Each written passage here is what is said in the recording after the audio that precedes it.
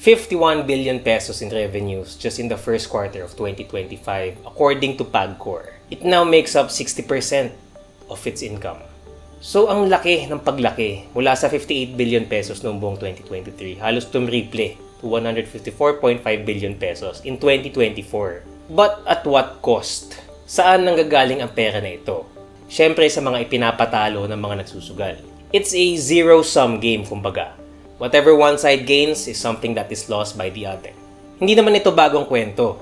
The house always wins, ika nga. Pero nang dahil sa online gambling, hindi mo na kailangan magpunta pa sa casino. Kinwento ni Mark, isang online gambler sa business world.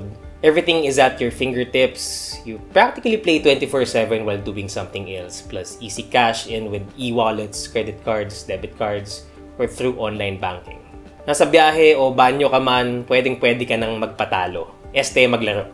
Nito lang tinanggal na ang easy access sa GCash, Maya at ibang katulad na app para makapaglagay ng pangtaya. Pero dati ilang pindot lang may panugal ka na. Masyado madali. Andiyan pa ang mga online lending apps, legal at illegal na madaling mautangan ng pantaya hanggang mabaon ng isang tao sa utang. Bukod sa mga kwentong nailathala na sa mga dyaryo or naipalabas na sa TV, andyan rin ang mga ganitong horror stories mababasa mo online, katulad sa Reddit. Utang na umaabot sa milyones, sakitang kaya lamang o kulang pa para punuan ang interes. So sa paglobo ng revenues ng PAGCOR dahil sa online gambling, lumobo na rin ang mga problem gamblers o mga manunugal na nagkakaproblema o tuluyang nasisira ang buhay dahil sa pagkalulong sa sugal.